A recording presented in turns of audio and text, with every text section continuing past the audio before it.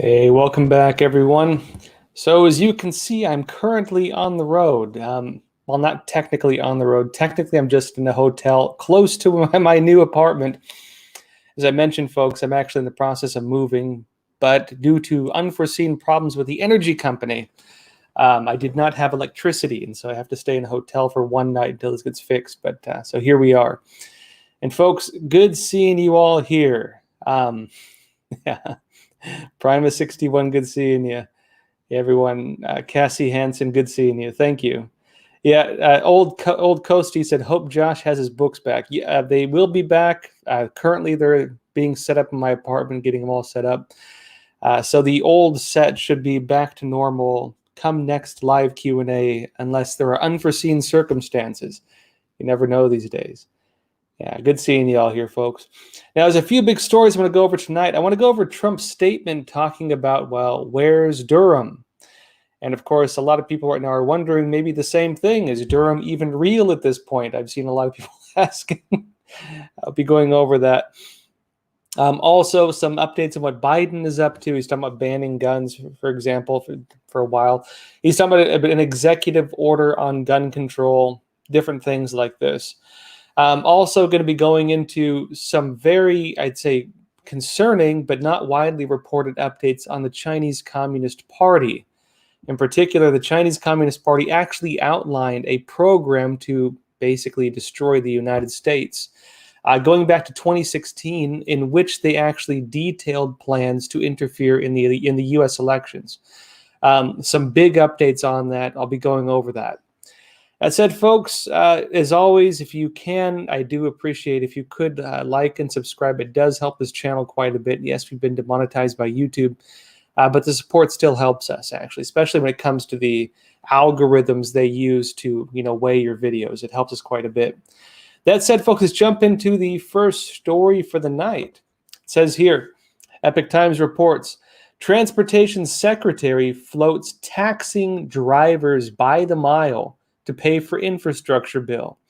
Now it says here, Transportation Secretary Pete Buttigieg on Friday said a proposal that would tax Americans for each mile they drive, quote, shows a lot of promise. Asked about various possible funding mechanisms for what's expected to be a multi-trillion-dollar infrastructure bill from the White House, Buttigieg said a mileage tax looks promising. And he said this, quote, if we believe in that so-called user pays principle, the idea that part of how we pay for roads is you pay based on how much you drive, the gas tax used to be the obvious way to do it. It's not anymore.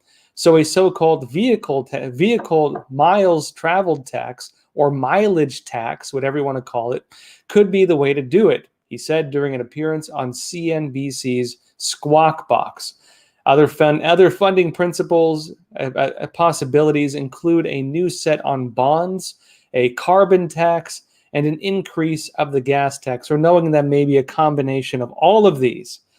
Now, what are we seeing here? Now, again, the Biden administration, under this infrastructure bill, is implementing, memes over outrage, Booty Judge. I can never say his name right. I used to say Booty Judge. Is it Booty Judge? Anyways, to the issue, this is tying into a few pretty concerning issues. One of them is that, yes, under this infrastructure bill the Biden administration is pushing, they're putting into place a lot of things from the Green New Deal, which, as many people have raised the concerns of, is really a big plot basically to implement socialist policies in the United States. You can watch the interview we published just recently on the agenda behind the Green New Deal. And specifically now, as we see with the Biden administration, they're implementing parts of it through different policies. This infrastructure bill, something very concerning if it does include a lot of what was included in the Green New Deal, because part of the Green New Deal was basically a remaking of America, the tearing down of old buildings and creating new buildings that are energy efficient. Things, for example, to get rid of single-family homes. Think about that. Get rid of single-family homes. What does that mean if you or I own homes and it's a single-family home? Now, what's interesting about this potential tax on miles per miles you drive rather than a gas tax is something interesting, because now logically you would think, well, doesn't a gas tax do that? In other words, they're putting an extra tax on gas, which would charge you extra. The government takes money depending on how far you drive based on mileage. It's interesting they're looking at mileage rather than gas tax, because what does this mean? First of all, how would the government track how many miles you drive? How would they be able to track how many miles you're driving in your car? They would need to have a method to observe your car's mileage, to track your car's mileage, right? How else would they track it? How else could they track that, right? The only way they could do it is if they installed some kind of mechanism in cars to track the amount you're driving, to create some kind of mandatory app, possibly, which would necessitate people having smartphones, so it's not technically logical, or to, for example, put into place new monitoring systems to track how much you're driving. Think about that. How would they track your car's mileage? What would they need to put in place to track your car's mileage? Consider this. That's what they're talking about. The other side of it, in addition to that, is why does he say that a gas tax is no longer feasible for this, right?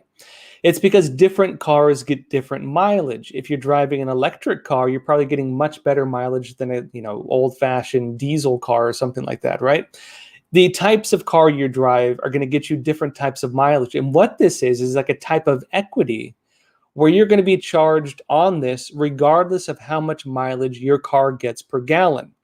Meaning that if you've gone out and bought a Tesla because you thought it's going to save you on gas, well, guess what? Your electric car is not going to save you based on gas if they can track you by mileage. Now, what is the result of this, right?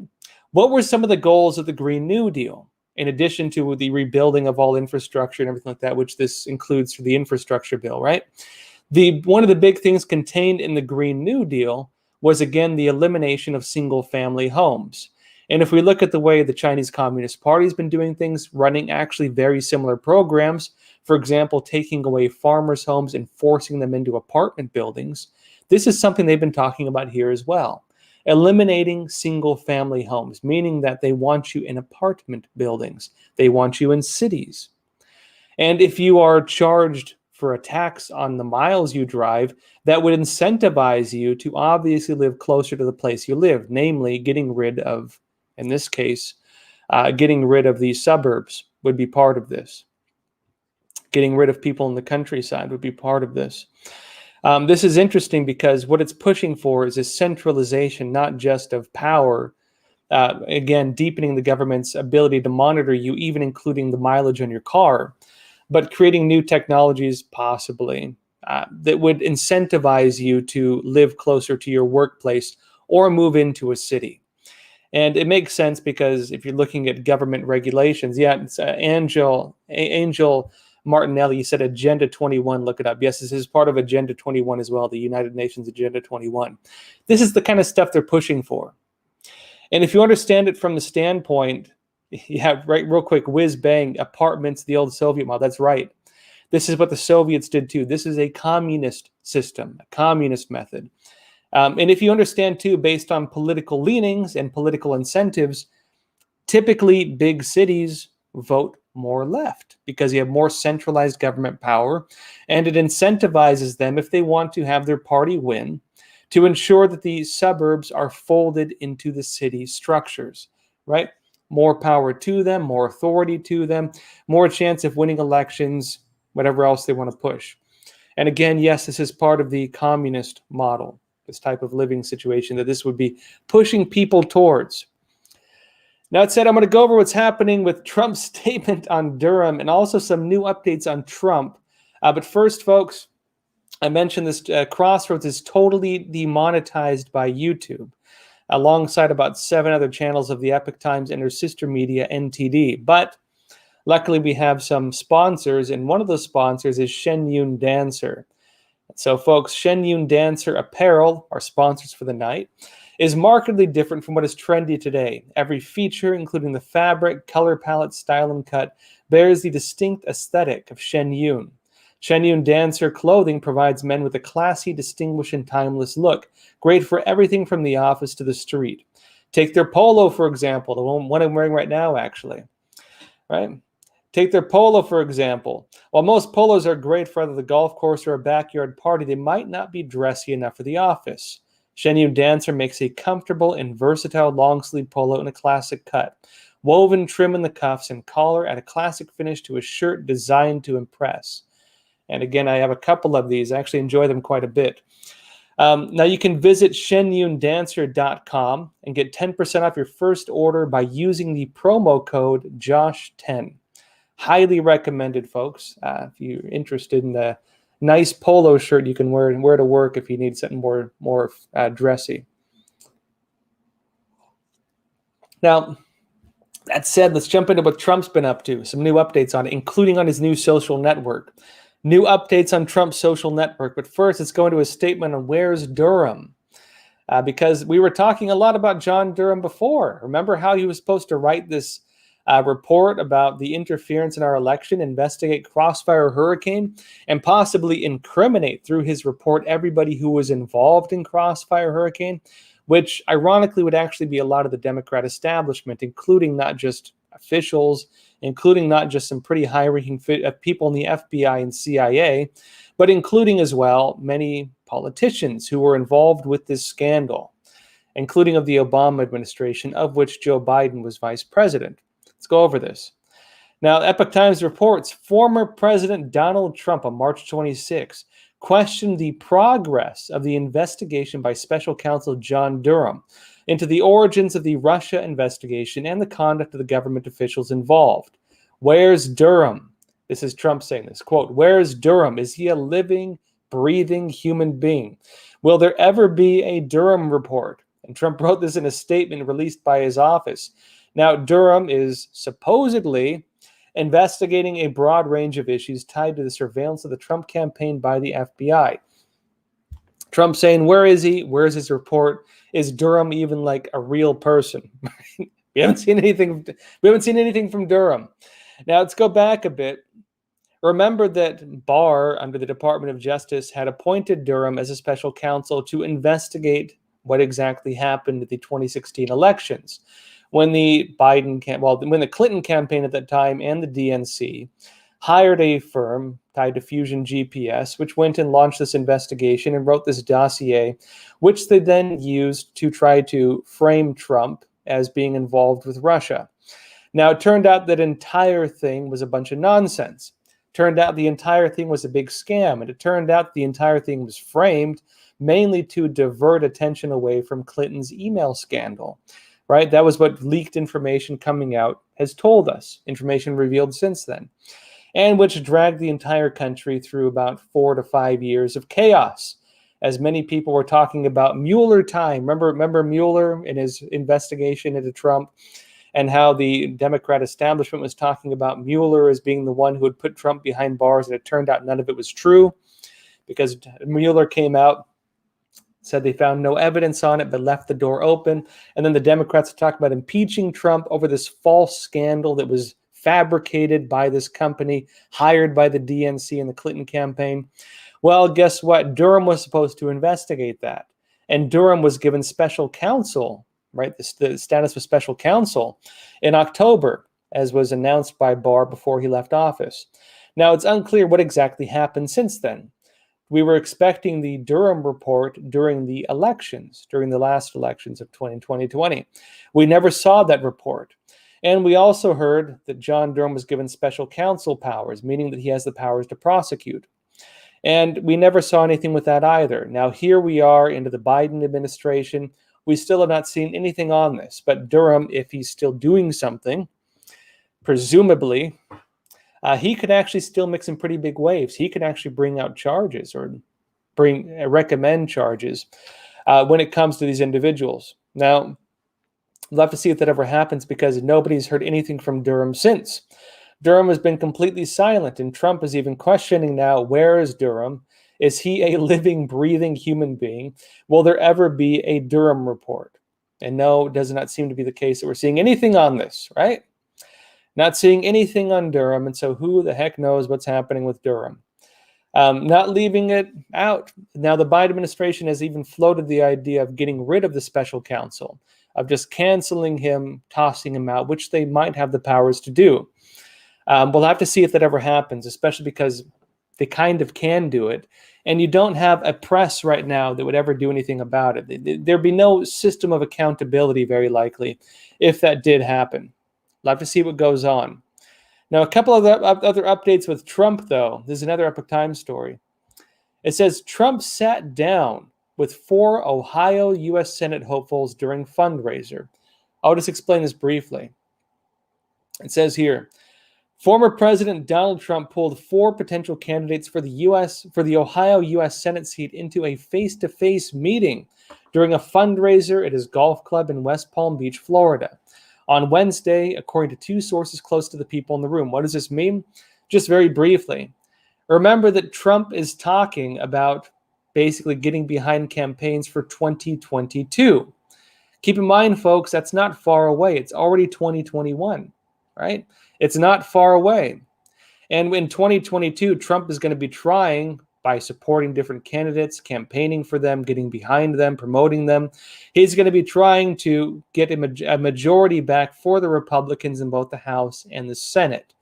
And he's already showing signs of starting this. He's been meeting with a lot of officials across the U.S., candidates across the U.S. as well, and trying to get behind their campaigns for election. What is this going to mean? In addition to trying to get behind different politicians to run for office, to try to replace some people who are Republicans and regain seats for the Republicans in the House and Senate, Trump is going to be working to basically change our system, essentially. We'll have to see how it plays out. Another big update on this, Trump is saying he will probably visit the U.S.-Mexico border soon. Epoch Times reports this, says, quote, former President Donald Trump is leaning towards taking a trip to the U.S.-Mexico border soon, as federal officials struggle to deal with a surge in illegal border crossings. And he said this, right?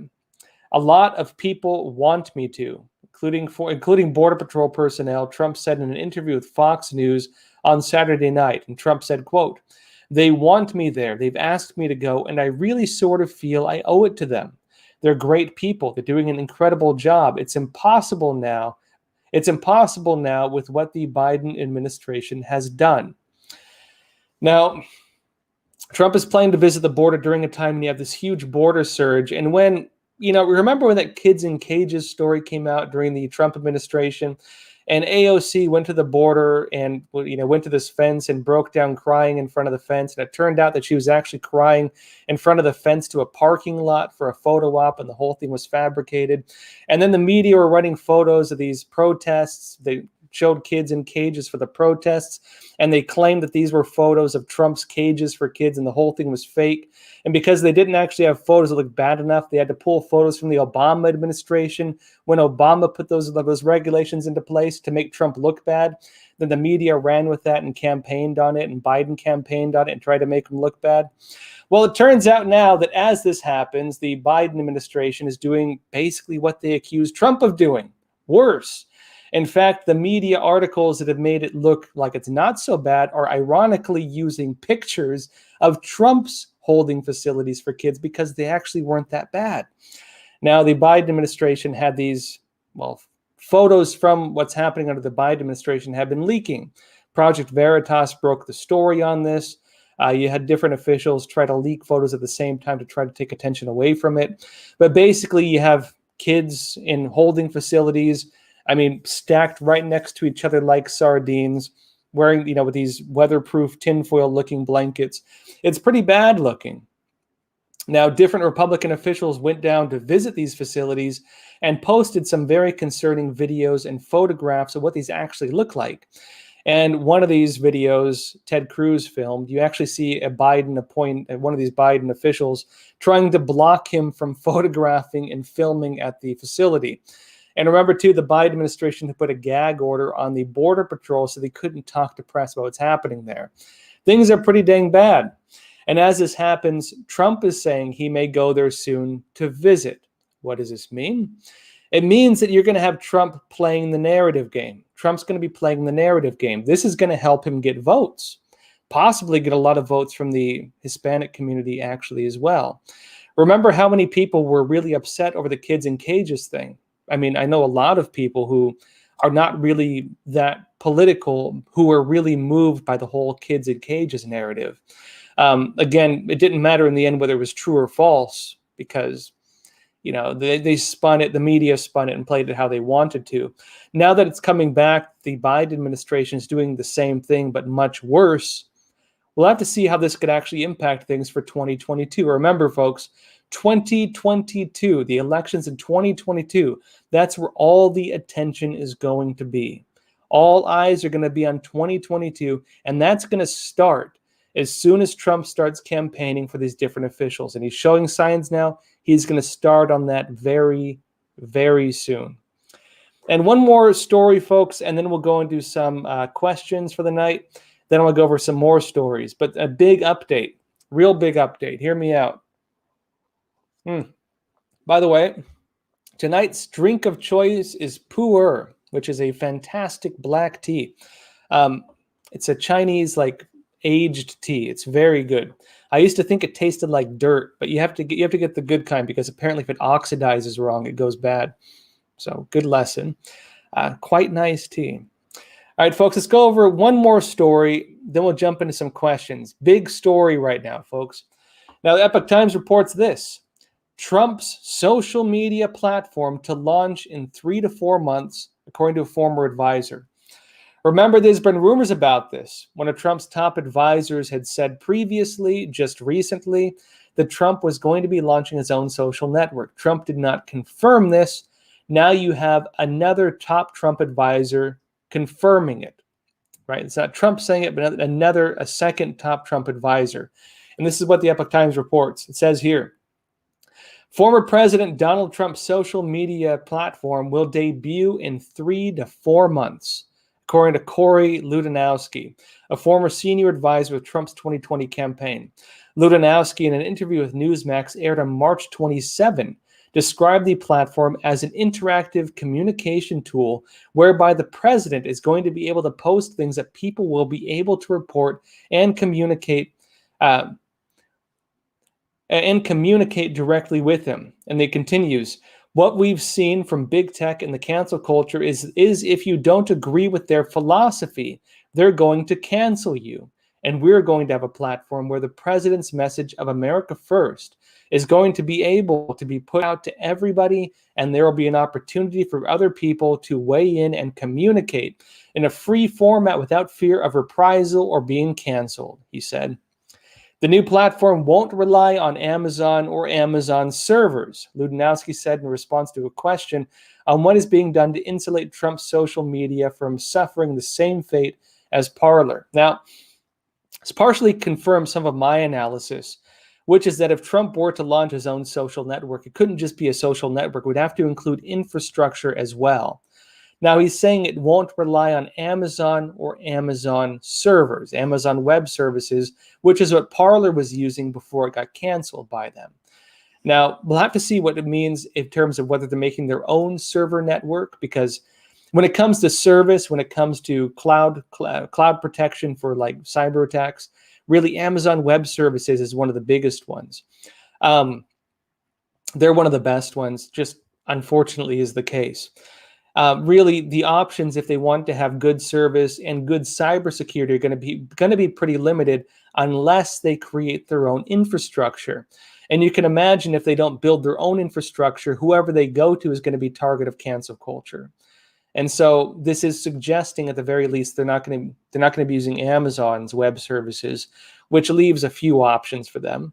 But I'm my own personal guess. I think they're going to build their own infrastructure for it, which will be interesting because that'll do another big blow to cancel culture. It'll mean that other networks and other platforms can use that as well. We'll have to see if that happens.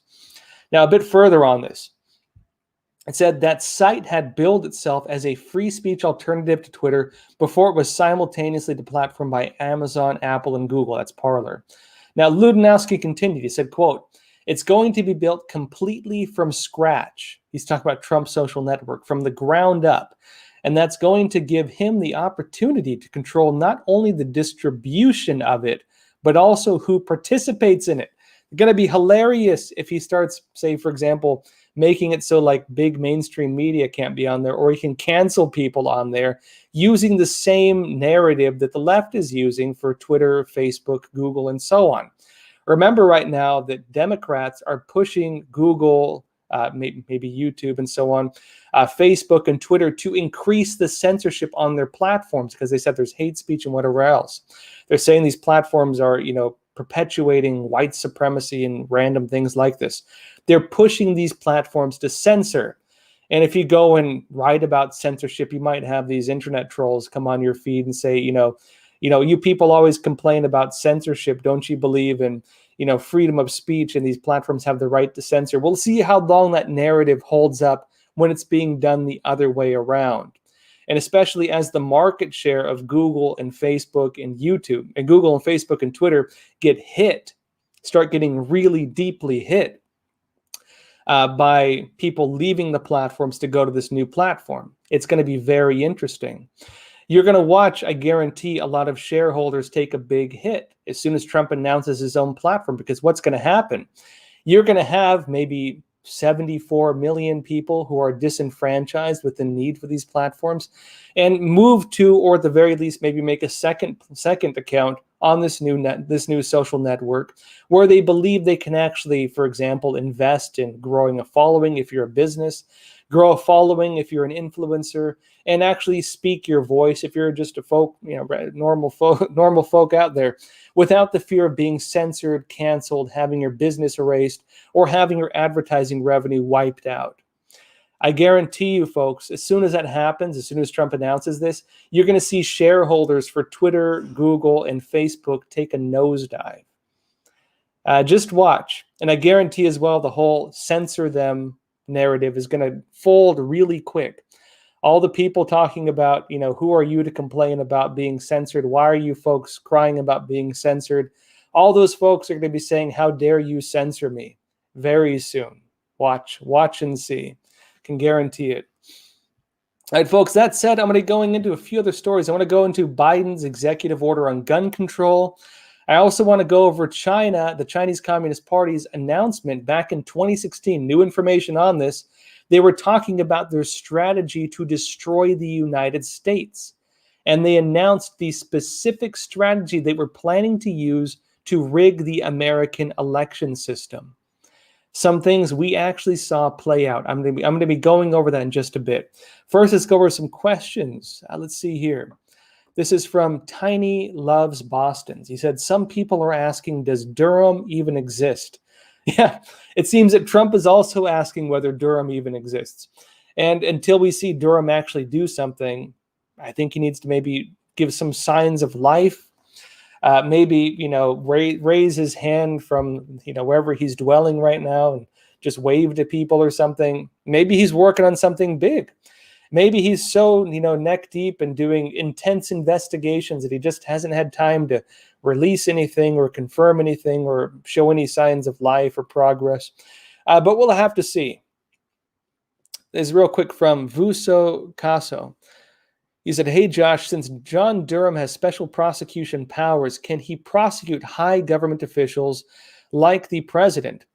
He probably could. Remember that when the Democrats had appointed Mueller to investigate Trump for the 2016, alleged, cooperation with Russia. Remember they appointed Mueller?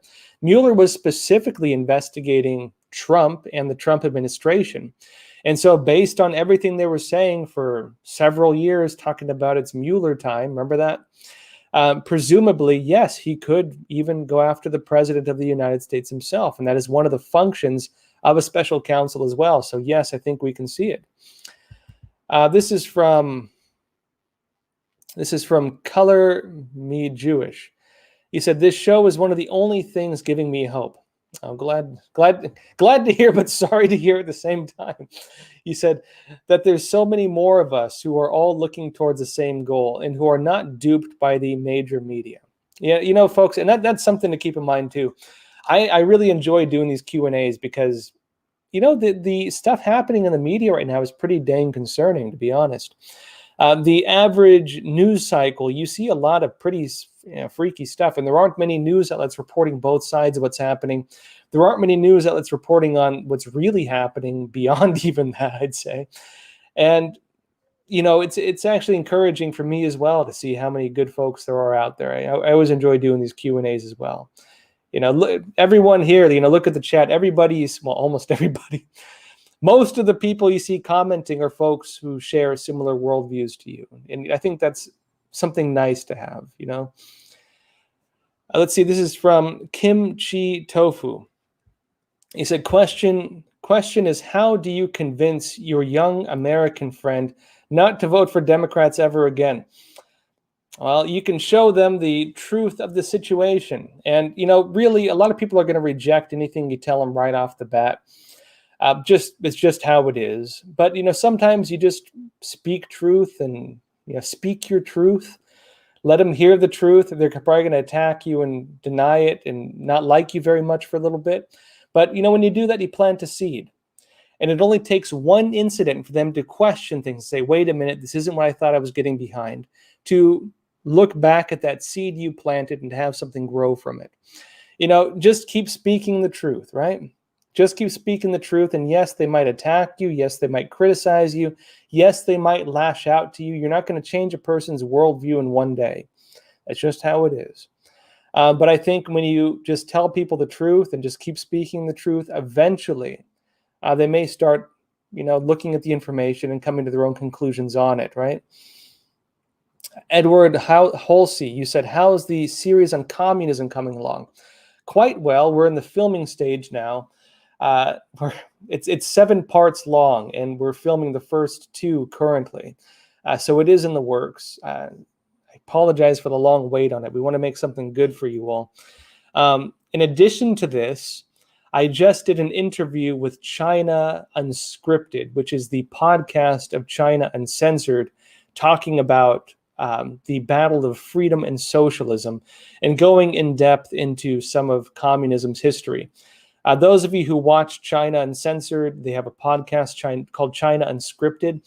I actually did 2 interviews with them previously talking about the origins of communism, which you can watch. I think you might like.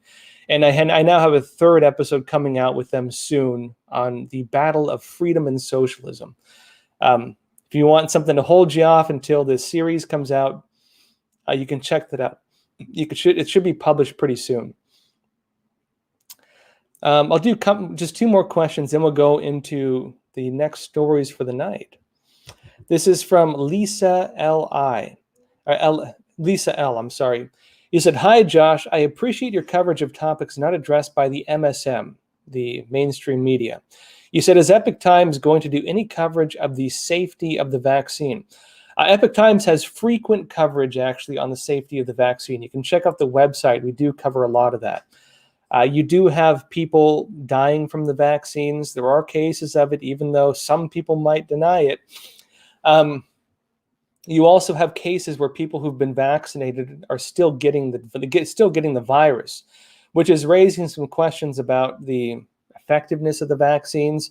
You also have stories about pretty serious side effects from the vaccines, and you also have allegations now, information coming out that the Biden administration may be looking into vaccine passports and things like this.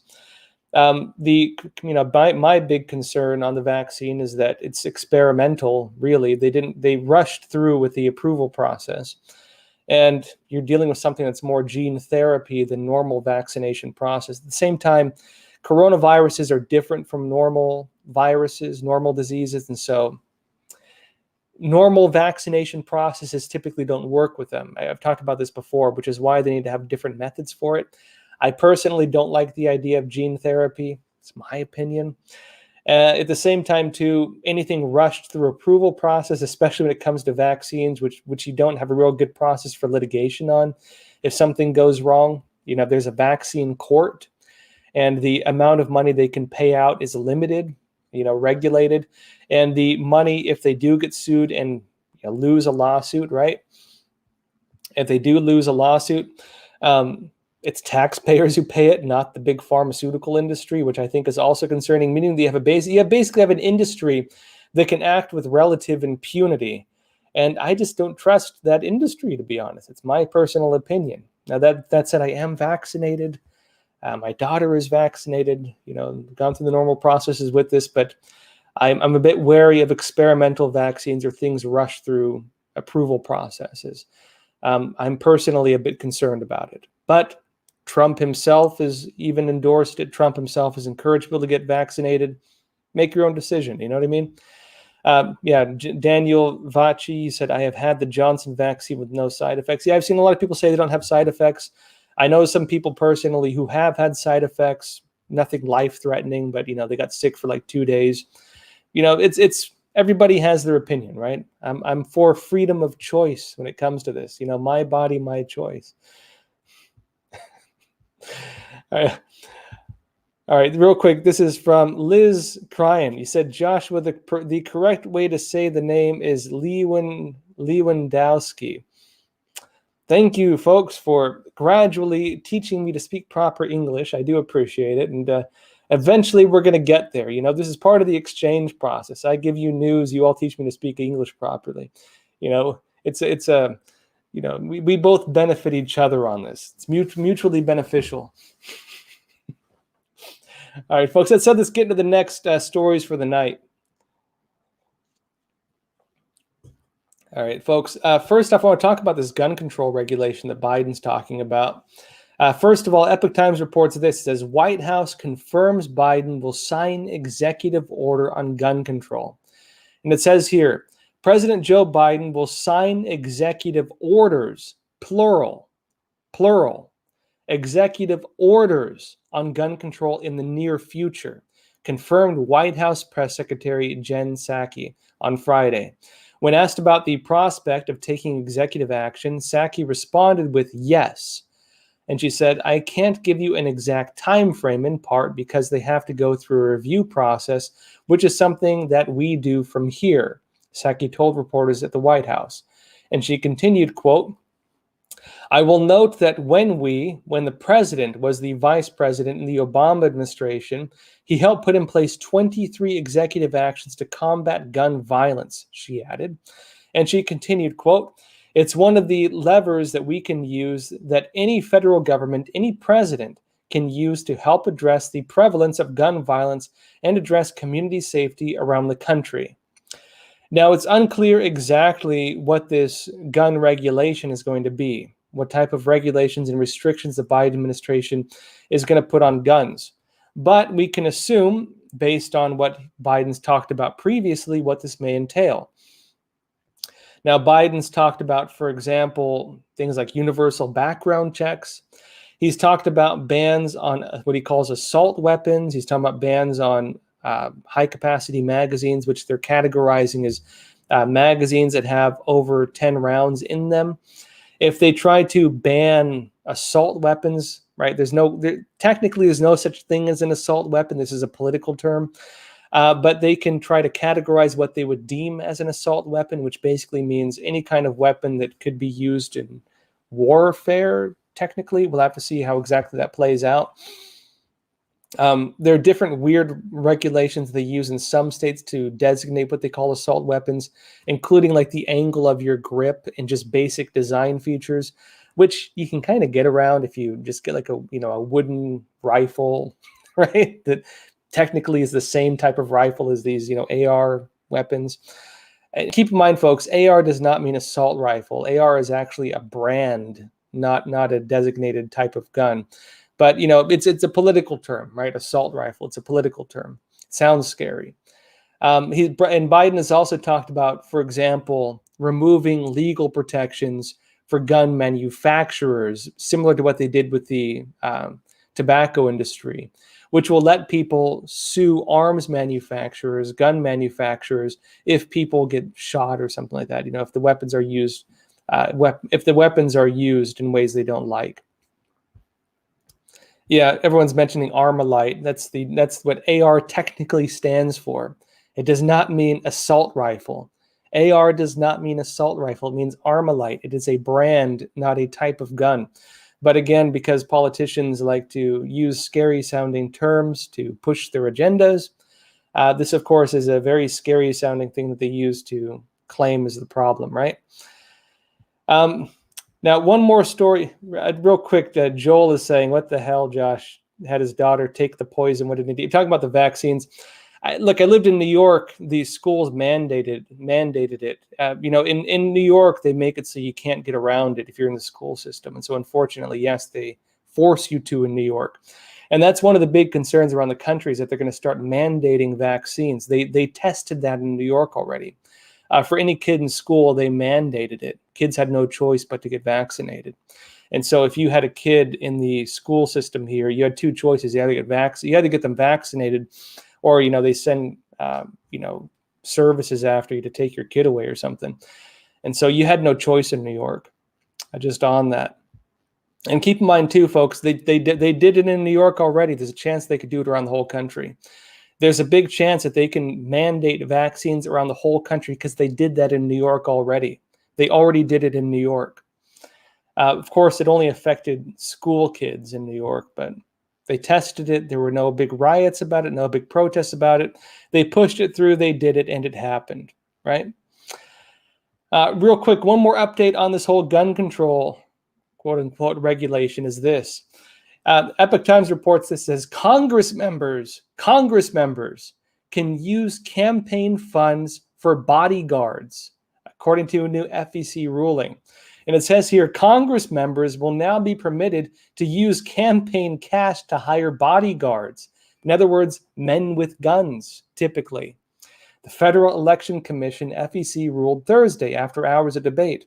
Under the FEC ruling, House and Senate members, right, members of the House and Senate, Congress members, may use campaign funds to hire private security personnel without violating the prohibition on personal use for occasions when they aren't under the protection of Capitol law enforcement on the Hill.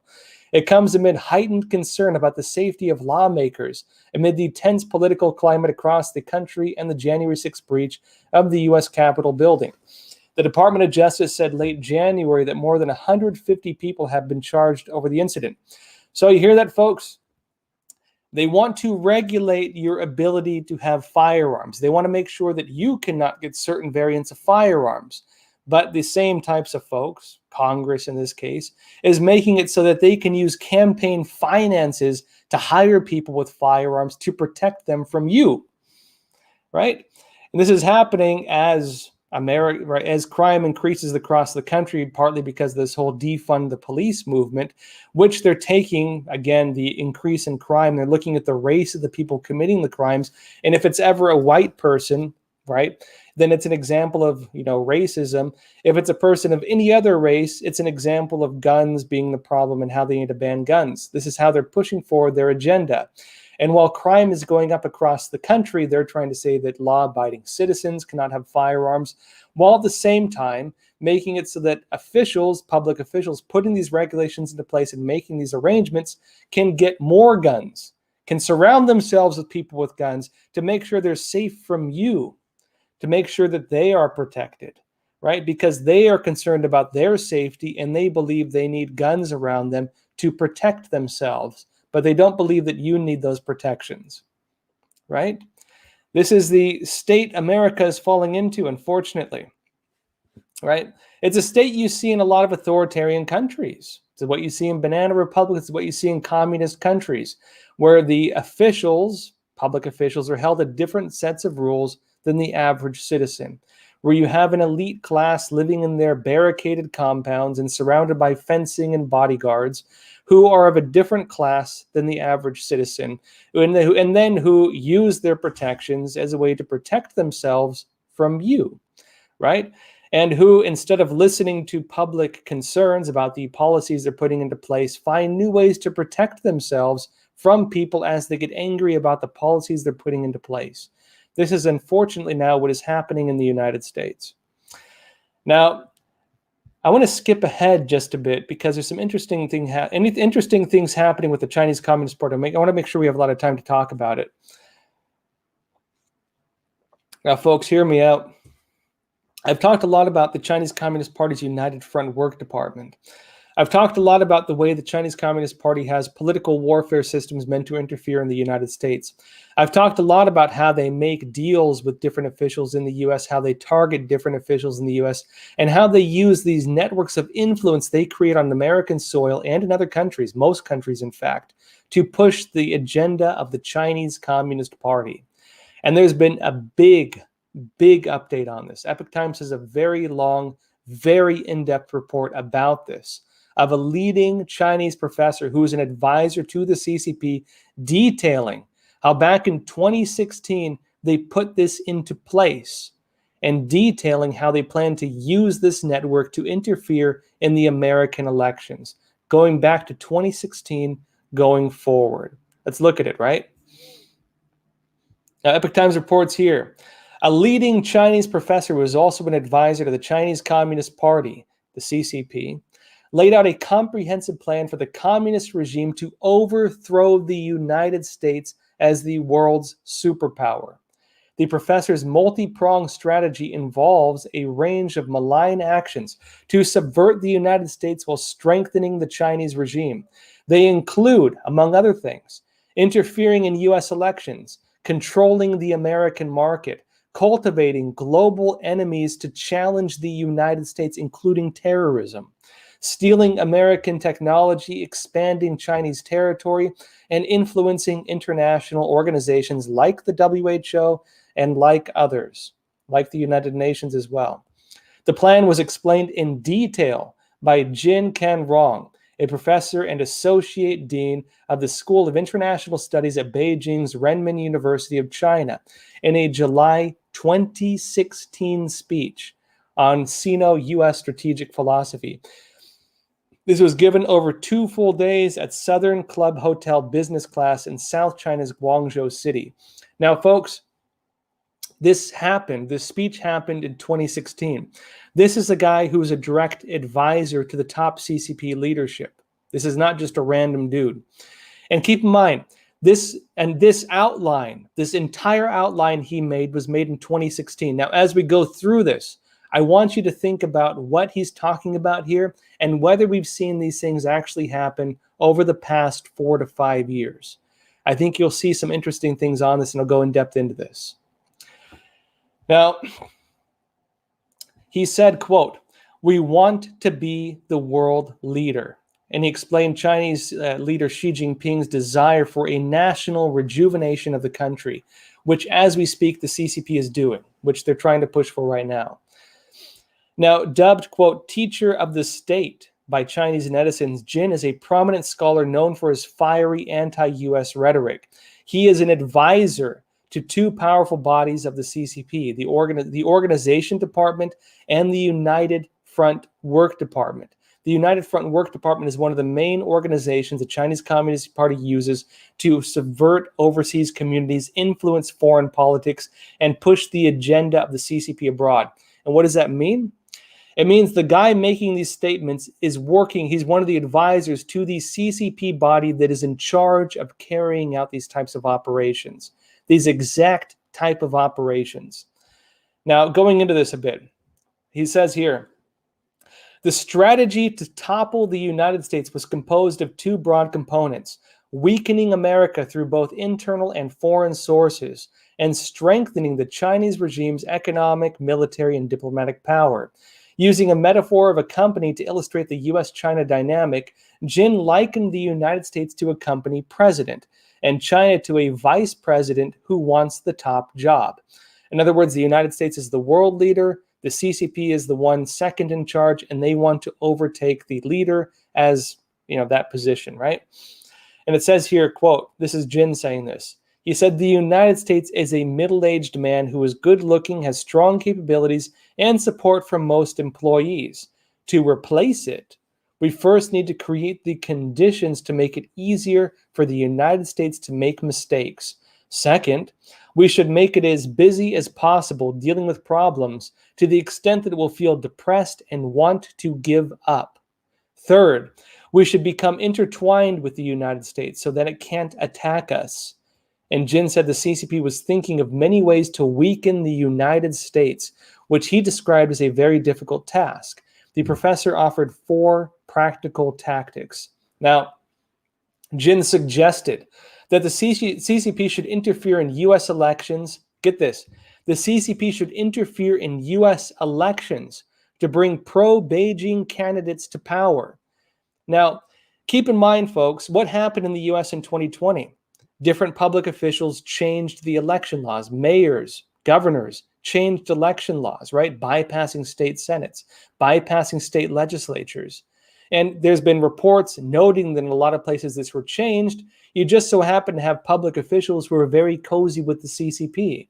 They mentioned this in 2016 as a strategy specifically to interfere in the U.S. elections. Now, he singled out races for seats in the House of Representatives as an easy target. And he said, quote, "The Chinese government wants to arrange Chinese investments in every single congressional district to control thousands of voters in each district." He's talking about controlling voters. He noted with a population at the time of about 312 million and 435 congressional districts, roughly 750,000 residents live in each district. And he said, quote, "The voting rate in the United States is about 30%, which means around 200,000 residents in each congressional district vote for the representative in that district." And he continues stating this, quote, "Normally the difference of votes between two candidates is 10,000 or less. If China has thousands of votes on hand, China will be the boss of the candidates." Jin said China's ambition is to control at least the House. And he said, quote, "The best scenario is China can buy the United States, and change the U.S. House of Representatives into the second standing committee of the National People's Congress." And he said this referring to the committee that oversees the CCP's rubber-stamped legislature. Now, folks, a couple interesting things here. The Communist Party USA has sworn allegiance to Beijing. Trevor Loudon, one of the contributors to Epoch Times, recently had a story on this. How many government officials, in addition to, and keep in mind too, I'll go over this just a bit, they have direct influence over that.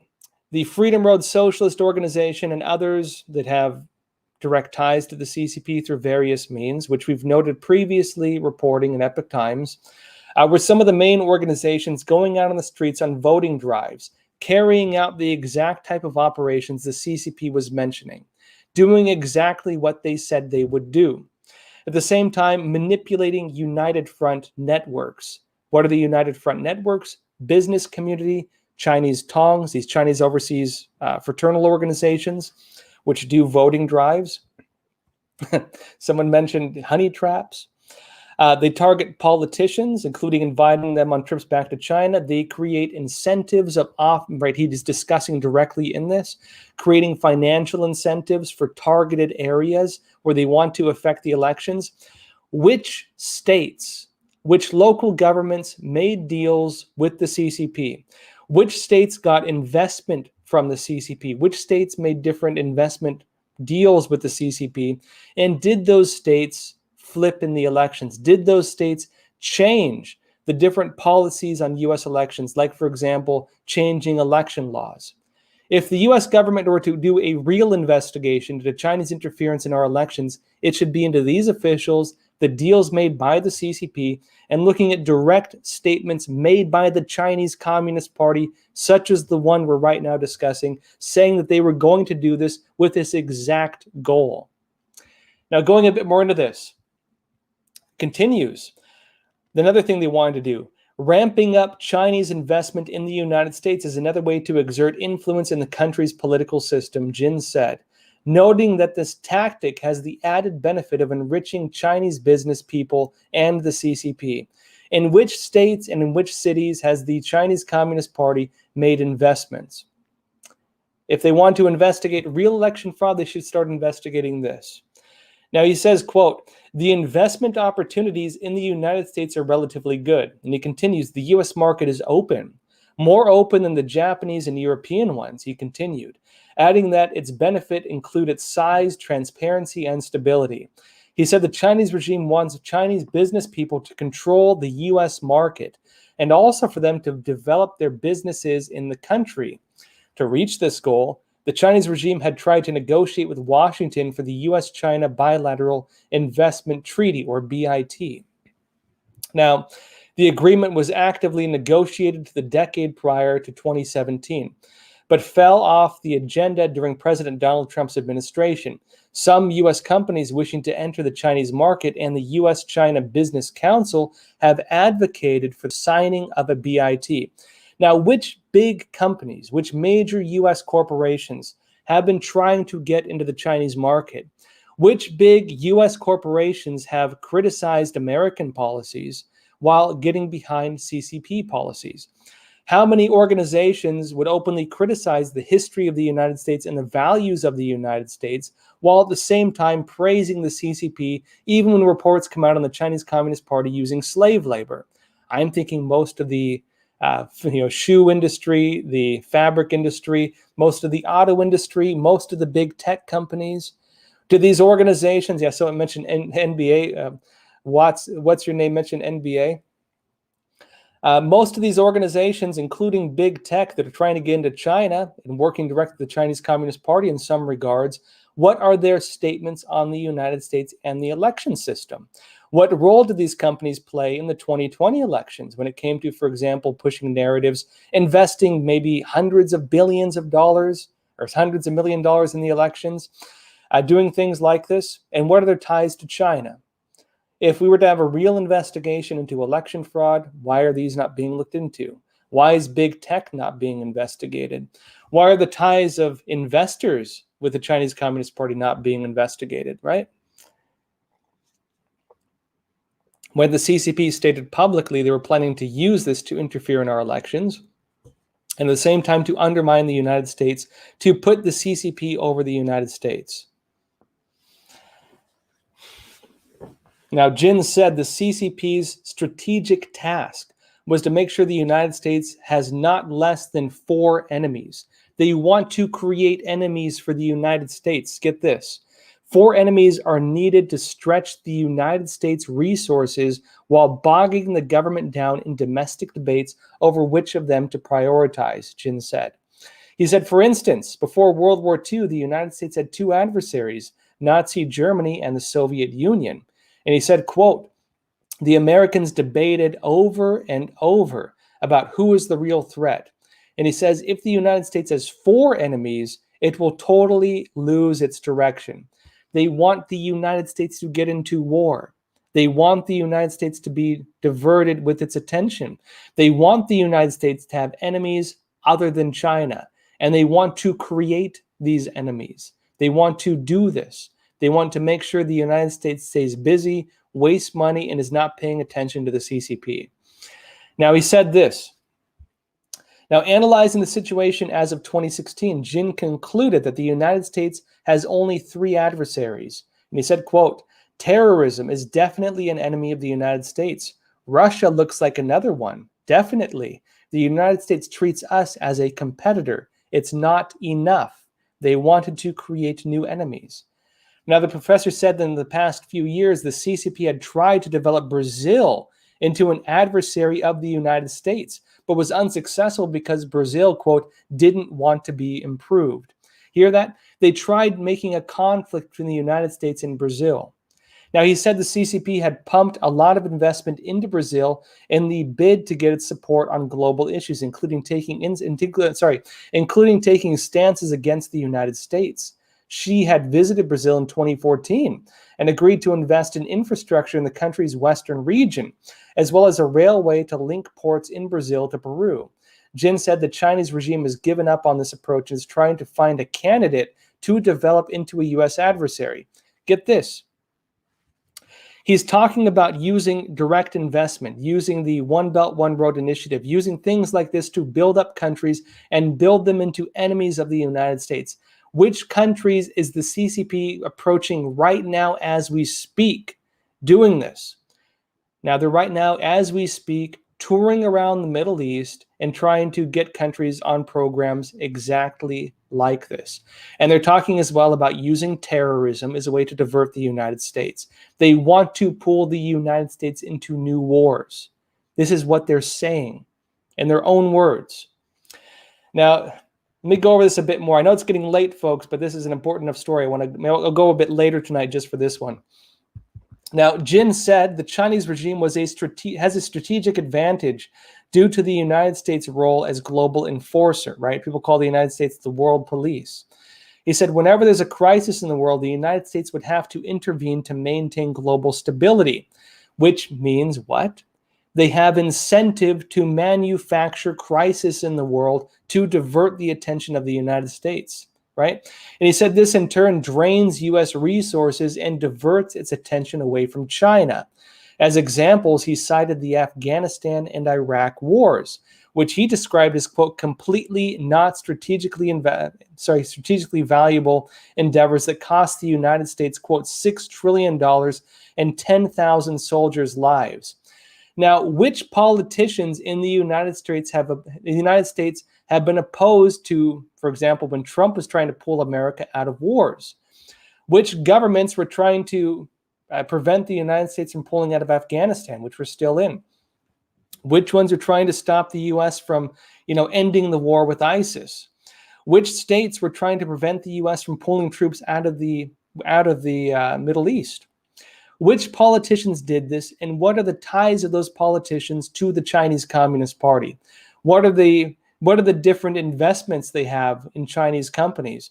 What different investments do they have that have, for example, ties to CCP interests? What, for example, can we look at when it comes to countries that try to prevent the U.S. from pulling out of these conflicts? What happens every time the U.S. is about to pull out of these countries when you have terrorist attacks, right? And the big mainstream media start playing it up again that we can't pull out because it's irresponsible. What are the ties of those media to the CCP? When the CCP itself is talking about how it uses these things strategically, not only to divert the U.S. attention, not only to keep the U.S. busy, but to cost the U.S. trillions of dollars and to kill our soldiers. This is what the CCP is talking about doing strategically. And which officials, which businesses, which news outlets have done the same thing, pushing these same narratives, and what are the ties of those officials, those businesses, and those news outlets to the CCP, right? This is important to look at. And on that note, too, he said this in 2016. Which examples of this have we seen, right? Now he continues, the result was that the United States wasted 10 years without being aware of China's development and let China grow big, Jin said. He's saying that's the result of the war in Afghanistan, right? That America wasted 10 years without being aware of China's development, and this let the CCP grow. Another possible tactic is to sell the CCP's holding of U.S. Treasury bonds to precipitate a U.S. debt crisis, he said. According to the U.S. Treasury, China currently holds nearly $1.1 trillion in U.S. Treasury securities. Finally, engaging in drawn-out negotiations with the United States is also an effective strategy to bog down the United States, while giving the regime the time to focus on developing itself, according to Jin. Now, during such negotiations, the United States would take punitive actions against the CCP, such as sanctions, and instead focus its energy on preparing and carrying out the talks. Meanwhile, the Chinese regime, which has no intention of negotiating in good faith, would use the breathing space given to it over the course of the negotiations to solidify its power both inside and outside of China. What does this mean? Now, Trump bypassed this. Trump went after them. Trump sanctioned them. This violated the way of doing things previously, which was long negotiations. The Biden administration right now is looking to re-engage with China in these negotiations. Why do this when the CCP is talking about how they did this strategically, intending to violate the agreements immediately and to bog things down in the negotiation process, which takes years? Even to challenge them on violations, it takes years. Now it continues.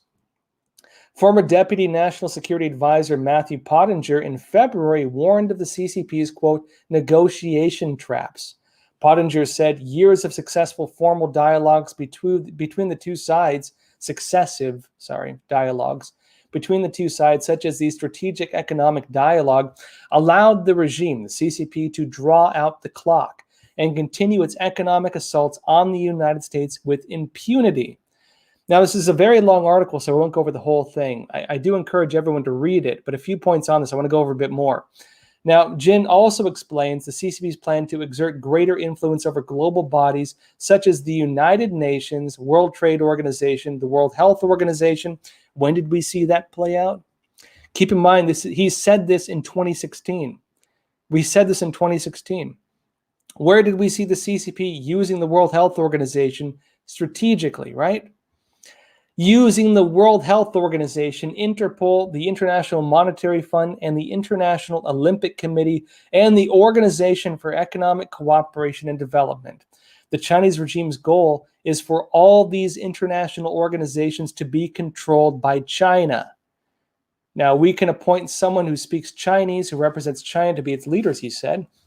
During his speech, Jin emphasized that Xi was unlike his predecessors in his ambitions. He said, previous CCP leaders such as Deng Xiaoping, Jiang Zemin, and Hu Jintao worked hard to develop the regime's power but didn't dare to use it. He said, quote, no matter how much power you have, it's nothing if you don't dare to use it. And he said this. He said, quote, no matter how much power you have, it's nothing if you don't dare to use it. He said, Chairman Xi dares to use it. Xi's authorities have the power, dare to use that power, and all of its attacks make the party bleed. Xi's ambitions, however, cannot be revealed to the outside world. They don't want to reveal their ambitions. Why is that, right? Now, he said when Xi took power in 2012, he urged the country to realize the Chinese regime. This meant becoming a moderately well-off country by 2021, this year.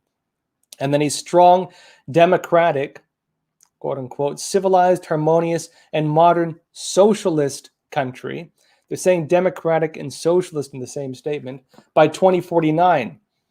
Jin explained that Xi's target is actually to replace the United States as the world's only superpower by 2049. You hear that?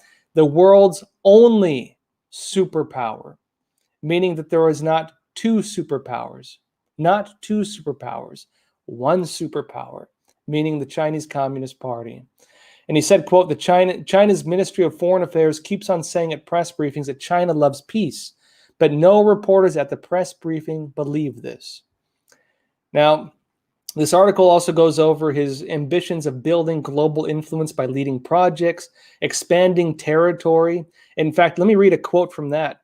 He said, for instance, in terms of expanding territory, for instance, the regime could bribe Taiwanese officials, ban trade and tourism from China, convince the few remaining countries that recognize Taiwan diplomatically to switch to China. They've done all these things. Blocking Taiwan's participation in international organizations and meetings. And get this, he said, and assassinating some Taiwanese, not Taiwanese officials, Taiwanese citizens, assassinating some Taiwanese to instill fear among the population. And he also mentioned stealing U.S. technology and other things. I recommend reading the whole article. We go over all this, actually. All right, folks. Some of you asking where you can find that story. You can find it on the Epoch Times website. It's titled CCP Advisor Outlined Detailed Plan to Defeat U.S., including Manipulating Elections. Highly recommend reading. All right, folks, that said, I've gone a bit over in time tonight. Thanks for sticking around. Folks, again, I'm doing these live Q&As every Sunday, Tuesday, and Thursday. And so that said, folks, of course, I'll see you again this coming Tuesday, 10:30 p.m. Eastern Time. In the meantime, folks, please do check out the interviews we've been publishing. I think you really like them. And yes, we do have some special features in the works, including the special feature on the Origins of Communism series. We're filming the first 2 episodes right now. It's going to be a 7-part series, so still in the works. Stay tuned for that. Folks, as always as well, we are totally demonetized by YouTube. If you want to support us, we have a Patreon and a donor box. You can find those in the description below. We really would appreciate any support. It's what keeps us going. And also, folks, if you can, please consider liking and subscribing. It does help this channel. And if you can as well, want to go the extra mile, you can tell a friend or family member about Crossroads. That also really helps us. Now, folks, as always, please take care of yourselves, stay informed, and stay free. Thank you.